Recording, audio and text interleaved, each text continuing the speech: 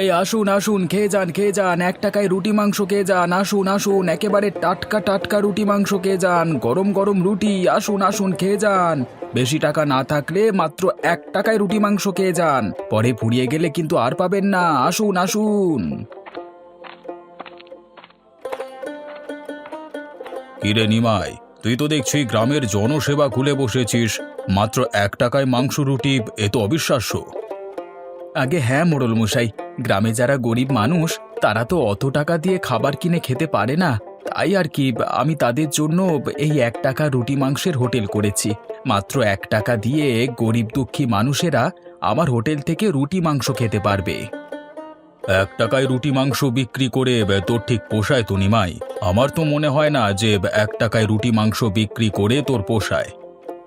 সে ঠিক বলেছেন মোড়ল মশাই, আসলে আমার লাভ হয় না, আবার ক্ষতিও হয় না।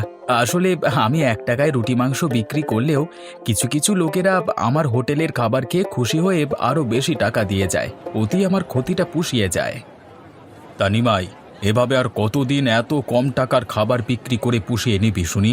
বলি কি, এসব 1 টাকার মাংস রুটি ছেড়ে দিয়ে দামটা একটু বাড়িয়ে দে, দেখবি এতে তো লাভ হবে। না না মোড়ল মশাই, আমি এই হোটেল লাভ করবার জন্য দিইনি।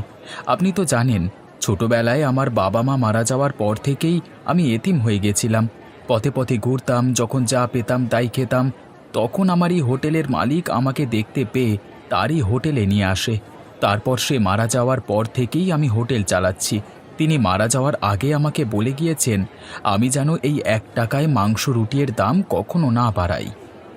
কিন্তু নিমাই, বুড়োটা তো এখন আর বেঁচে নেই। ওসব বুড়োর কথা আর কতকাল মানবি শুনি? বাজারে তো সব জিনিসপত্রের দাম বেড়েছে। এসবের সাথে একটু মানিয়ে নিয়ে মাংস রুটির দামটা একটু বাড়া, নইলে কখন যে তোর 1 টাকার মাংস রুটির হোটেল বন্ধ হয়ে যাবে কে জানে। সে বন্ধ হয়ে গেলে আমার কোনো সমস্যা নেই মোড়ল মশাই, কিন্তু আমি নিজে থেকে কখনোই এই 1 টাকার মাংস রুটির হোটেল বন্ধ করব না। এটা যে আমার মালিকের আদেশ। হয়েছে তোর মালিকের আদেশ পালন, এখন আমাকে 1 টাকায় মাংস রুটি দে তো। তোর হোটেলের খাবারটা খুব মজার হয় বুঝলি, না খেয়েও থাকতে পারি না, আর যদিও দামটা খুব কম রাখিস। ঠিক আছে, আপনি তাহলে ওই টেবিলে গিয়ে বসুন, আমি এখনই কানাইকে দিয়ে আপনার ওখানে মাংস রুটি পাঠিয়ে দিচ্ছি।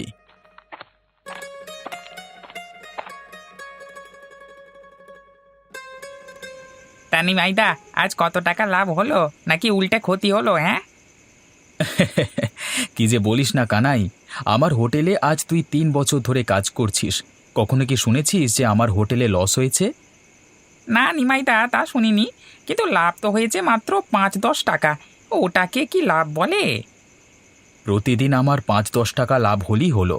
আমি তো এই হোটেল লাভ করবার জন্য দিইনি কানাই, তুই তো জানিস এই হোটেলটা আমার মালিকের ছিল।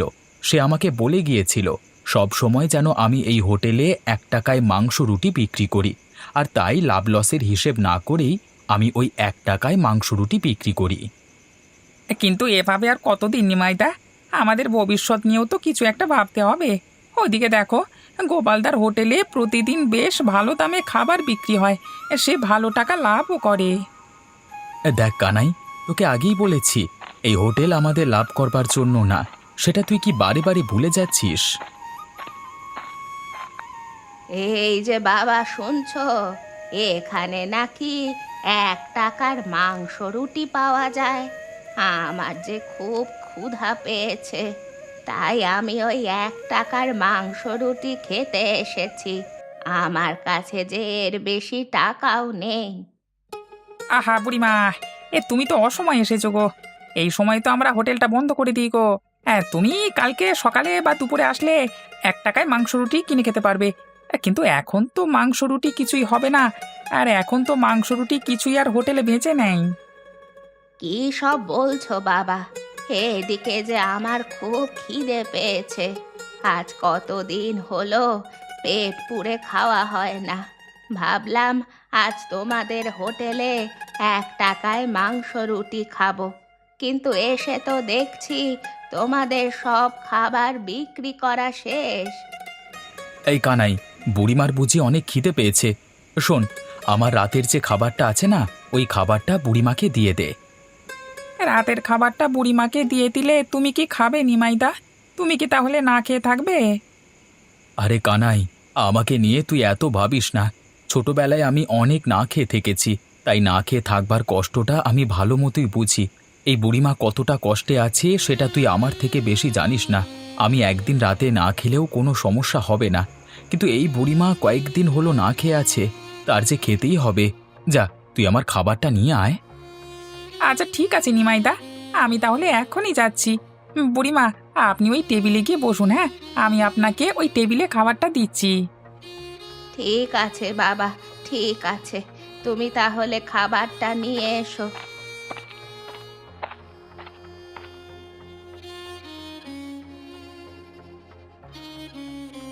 বাঁচালে বাবা, আমাকে বাঁচালে।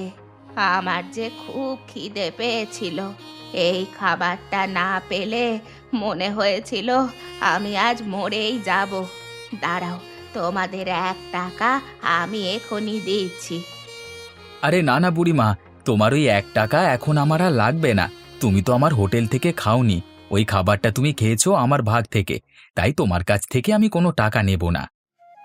বলো কি বাবা, আমাকে মাংস রুটি খাইয়ে 1 টাকাও নেবে না? না বুড়িমা, ওই 1 টাকা তুমি রেখে দাও। আর কালকে যখন আমরা আবার হোটেল চালু করব না, তখন এসে আবার 1 টাকার মাংস রুটি খেয়ে যেও। আচ্ছা ঠিক আছে।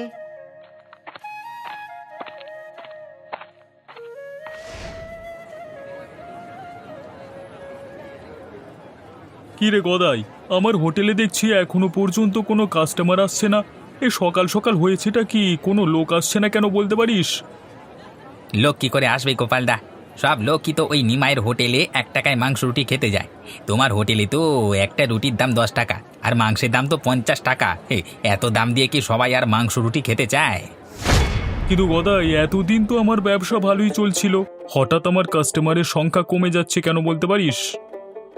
বলতে পারবো না কেন গোপালদা, তোমার হোটেলের রান্না তো আর এখন আগের মতো অতটা ভালো হয় না, তাই তো সবাই ওই 1 টাকা দিয়ে নিমাইয়ের হোটেলে খেতে যায়। এমনকি আমাদের গ্রামের মোড়ল মশাইকেও কালকে দেখলাম 1 টাকা দিয়ে ওই নিমাইয়ের হোটেলে মাংস রুটি খাচ্ছে। এসব তুই কি বলছিস গদাই? আমাদের গ্রামের মোড়ল মশাই শেষ পর্যন্ত কিনা ওই নিমাইয়ের হোটেলে গিয়ে খাচ্ছে? ছি ছি ছি, এটা ভাববার আগে আমার কেন মরণ হলো না। গ্রামের মানুষ কি সবাই তাহলে গরিব হয়ে গেল? হ্যাঁ, গোপালদা, এভাবে যদি চলতে থাকে তাহলে দেখবে খুব শীঘ্রই তোমার হোটেল একেবারে বন্ধ করে দিতে হবে। কারণ সব লোক তো ওই নিতাইয়ের হোটেলই খাচ্ছে। একে তো ওই হোটেলের খাবারের দাম কম, তারপর আবার ওই হোটেলের খাবারগুলো খুব মজা আর সুস্বাদু। অনেক হয়েছে গদাই, আর না। ওই নিমাইকে আর এভাবে চলতে দেওয়া যায় না। যে করি হোক, ওর 1 টাকার মাংস রুটির হোটেলটা আমাকে বন্ধ করতেই হবে, নয়তো আমাকে এই হোটেলটা বন্ধ করে এই গ্রাম ছেড়ে পালাতে হবে। হ্যাঁ, কিন্তু কিভাবে গোপালদা, তুমি ওর হোটেলটা কিভাবে বন্ধ করবে শুনি? কিভাবে তা জানতে চাস? ঠিক আছে, তাহলে দুপুরবেলা পর্যন্ত অপেক্ষা কর। তখন তো ওর হোটেলে সবাই একসাথে খেতে আসে, ঠিক তখনই আমি আমার বুদ্ধি দিয়ে ওই 1 টাকার মাংস রুটির হোটেলটা বন্ধ করে দেব।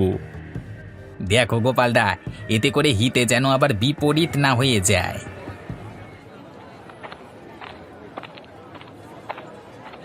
আরে এই বেটা নিমাই, তোর এই 1 টাকা রুটি মাংসের হোটেলটা এখনই বন্ধ কর। তোর এই হোটেলের খাবারে ভেজাল আছে। কী সব বলছো গোপালদা? আমার হোটেলের খাবার আবার ভেজাল থাকবে? হ্যাঁ, তোর হোটেলের খাবারে ভেজাল নিশ্চয়ই আছে, নয়তো তুই এত কম টাকায় কিভাবে খাবার বিক্রি করছিস শুনি? বলি কি, বাজারে জিনিসপত্রের দাম তো কম নয়। দেখো গোপালদা, আমি আমার হোটেলে কোনো খাবারে ভেজাল মেশাই না, আর হোটেলে যেসব প্রয়োজন সব কিছুই আমি বাজারের দোকান থেকে ন্যায্য দামে কিনে আনি।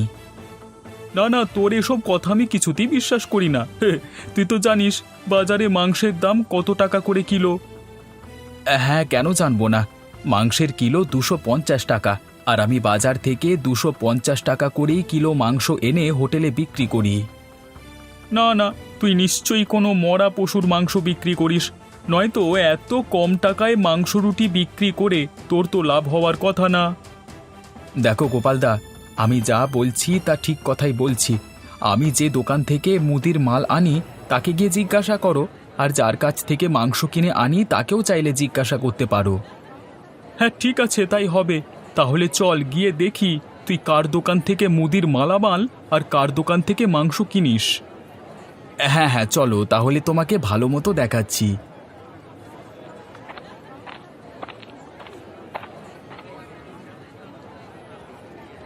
এই যে দোকানদার ভাই, তুমি সত্যি করে বলবে, হ্যাঁ, তোমার কাছ থেকে আমি প্রতিদিন যে মালামাল হোটেলের জন্য নিই তাতে কি কোনো ভেজাল আছে? না না ভাই নিমাই, তুমি আমার দোকান থেকে যেসব মালামাল কেনো সেটা ভালো, কারণ তুমি বেশি দামে পণ্য কেনো, কম দামে ভেজাল মালামাল কখনো তুমি কেনো না, বুঝলে?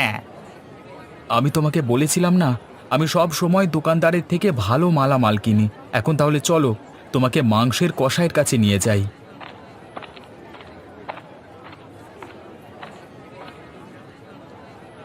এই যে ভাই কসাই, তুমি সত্যি করে বলবে, তোমার কাছ থেকে আমি প্রতিদিন যে মাংস নিই তাতে কোনো ভেজাল আছে? না ভাই নিমাই, তুমি তো সব সময় আমার কাছ থেকে ভালো মাংসই কেনো, যে মাংসগুলো আবার ওই গোপালদাও কেনে।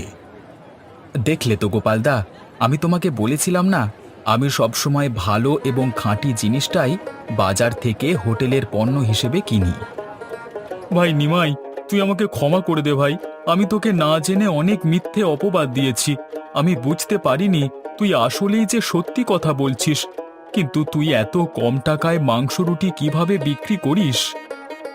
আসলে আমি মাংস এক টুকরো করে দিই, আর সেই সাথে রুটিগুলো একটু পাতলা করে দিই, আর তাই আমার মাংস রুটি 1 টাকায় বিক্রি করতে কোনো লস হতো না।